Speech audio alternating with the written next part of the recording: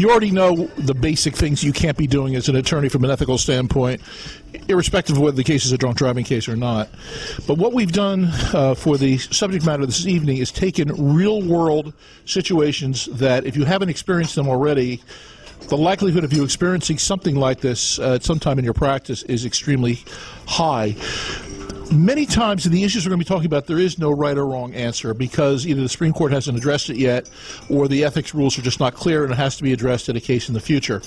I think the main purpose, apart from educating you tonight, is to kind of sensitize you to some of the ethical issues you're going to confront on drunk driving, either prosecution or defense, and then give you some suggestions on how you can approach these issues and handle them in a way that's going to be deemed, if it's ever reviewed by anybody, to have been either ethical or, you know, arguably ethical. All right? Here we go. First, the good news. Defendant hires you. Do you really have to say anything more? Defendant hires you on a DWI case for an offense that occurred on October the 18th, 2011, just last week. A review of the discovery reveals that the evidence of guilt is unassailable. Defendant reveals to you in your office that he had a previous DWI conviction in New Jersey in 1996 and an arrest for DWI in Pennsylvania in 2003. The defendant is unclear as to the disposition of the Pennsylvania case. At a later court date, defendant provides a guilty plea supported by an adequate factual basis. The New Jersey driver's abstract reveals only the 1996 DWI conviction. Question: what are the ethical and legal issues associated with this case, and what advice would you provide your client? Everybody see that? Now, with the turnaround here, if you think about it, is this. He's a third offender if the Pennsylvania matter goes into the mix, all right? Otherwise, without the Pennsylvania case, what is he? He's a first offender because he's going to be entitled to a 10-year step down between the offense that he has in 2011 and the 1996 matter. So what you're looking at, quite literally, the linchpin of this case is the Pennsylvania incident.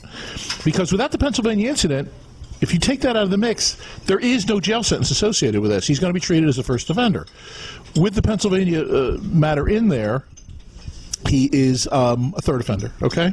Now, let's think about this, because it's really nuanced. The client comes into you and tells you this. What is the questions you have to ask your guy? All right, he's telling you, look at the facts here, all right? What does he say? He said he had an arrest for DWI in Pennsylvania. He's very hazy about what happened after that. So what should be going through your mind when you're thinking about this stuff? Does it say in there that he was convicted of anything? Might he have not been convicted of something? Might it have been pled down to reckless driving? Is it possible he could have gotten ARD, some type of diversionary program in Pennsylvania, which is not available here? In other words, the fact that he was arrested, has no legal impact on his New Jersey case at all. The only time it would have any impact from a legal standpoint is if it resulted in a conviction for drunk driving. Everybody agree? So now the question becomes, it's really twofold. To what extent do you owe it to your client to go investigate this, and how are you going to handle it? Because when you show up in court, it's not being revealed on the abstract. Okay? So the first question is, to what extent are you going to go and do the investigative work to see whether or not that actually is a conviction in Pennsylvania? Is this something that you want to do? Why would you not do it? Well, because I need you to the only thing you can find out is that he was convicted, and now that leads to other problems. If the state, my attitude is you to say nothing, the state has an obligation to prove it. They know what you're doing when you say it's up to you to prove what his background is. They either find it or they don't. If they're going to find it, it'll be what it is. Why do I got to do this? All right. Well, let me just take it up a notch. Okay. Supposing you're appearing at sentencing and the judge turns to you and says, "Okay, is this a first offense for your client, second offense, or a third offense?" What do I say? What are you going to say? I say I'm not speaking on this issue, and he's taking his Fifth Amendment. All right. His New Jersey abstract shows it's his second offense being, with the first offense being in 1996. Are you misleading the court by saying that, though, knowing that your client's told you that he has something in Pennsylvania? He has an arrest in Pennsylvania. Well, he has something over there. Do you know whether it's a conviction or not? Do you have an affirmative obligation to investigate that and reveal it to the court? I mean, if you don't do it, let me put it to you this way. If you do it and say, well, Your Honor, he had something in Pennsylvania a couple years ago. I don't know what the disposition is. Maybe we should get an adjournment and find out. That way he can go to jail the next time we're here for 6 months, okay? And your clients can be real happy looking at you saying, what? I gave you $15,000 for this? Or or whatever you charge the guy. So, bottom line on all this, well, let me ask you a question. Do you think as an attorney in New Jersey you have the right to remain silent in front of the judge at sentencing and let the judge just sentence on the abstract without bringing to the court's attention, the prosecutor's attention, what happened in Pennsylvania? Let's talk about it in terms of the case law now, okay, guys? And see how this issue's been treated and give you some ideas, because you guys can see this would happen to you. I mean, you can actually find out about this. And I don't know that you can necessarily put your head in the sand. It's just in terms of the simple expedient of charging legal fees. Because how are you going to know how much to charge your client? There's a distinct difference between charging somebody a fee for a first offense as opposed to somebody who has jeopardy of a third offense. Everybody agree on that? So at least in terms of setting legal fees, you've got to have some background information. All right, the RPC that's going to be in play here, which is 3.3, candor to the tribunal. And I think it's actually it's 4 and 5 that make the difference.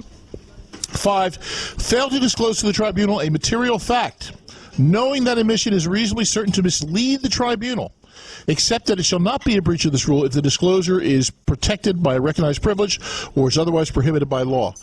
Now, kind of circle that and keep that in the back of your mind, because this is the kind of what we're going to be discussing in terms of the impact of this RPC. You also have in play RPC 1.6 dealing with confidentiality, not reveal information related to representation of a client unless the client consents. Okay? You're certainly not going to do that because this is clearly something that was given to you in confidence.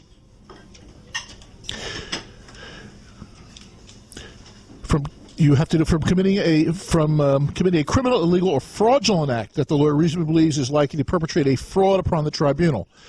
That number 2 again militates in favor of you revealing this to the court if you look at it, just not in context. And 8.4, this is in play all the time. It's just so broad. But you can see that C and D are the ones that they would hit you with if they found out about this. Engage in conduct involving dishonesty, fraud, deceit, or misrepresentation. And D, this applies in every RPC violation, engage in conduct that is prejudicial to the administration of law. So these are the basic RPCs that are in play when you have this type of fact pattern. So the case we have to talk about, which deals with this issue or similar types issues, is the landmark decision of our Supreme Court in Ray Seelig. I checked the other day on Westlaw to see how much Seelig is in play. It has been cited 57 times by other courts throughout the United States and the federal courts. Do you ever hear of this guy Seelig before? Have heard of Seelig. Tell everybody all about Jack Seelig. Jack Seelig is a great Philadelphia Phillies baseball fan. Am I done? Just you're as done as the Phillies are. The case of Seelig was really kind of a sad tale, the original case. I don't know if folks are that familiar with the Trenton area, but Trenton has a fairly large, significant Eastern European population. And as the story goes, back on New Year's Day, I guess New Year's Eve into New Year's Day, actually in 1998, a young man and his young girlfriend were out having an evening out, and unfortunately for them, their car broke down along a two-lane road, but one of these 50-mile-an-hour two-lane roads, kind of in a rural area of the Mercer County area. The young man decided what he was going to do. They got the car to the side of the road. He was going to push it, and the young lady was going to steer. Unfortunately for them, Mr. Pojay had been out that evening as well celebrating a little bit too much.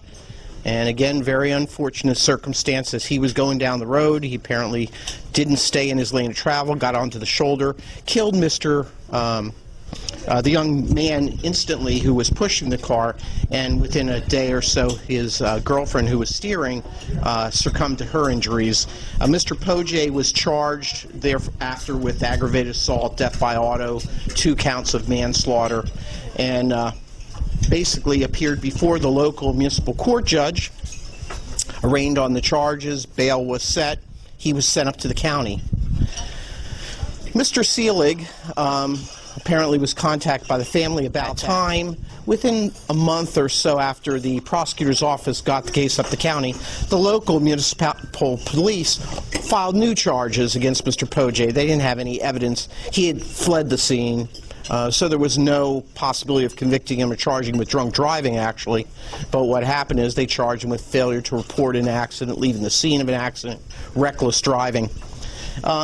Mr. Seelig, though, gets involved at that point in time, in addition to, I guess, notifying the county prosecutor's office, immediately notified Ewing Township that he was going to be representing him on the motor vehicle charges, because this is a case pre-having everything done at the county.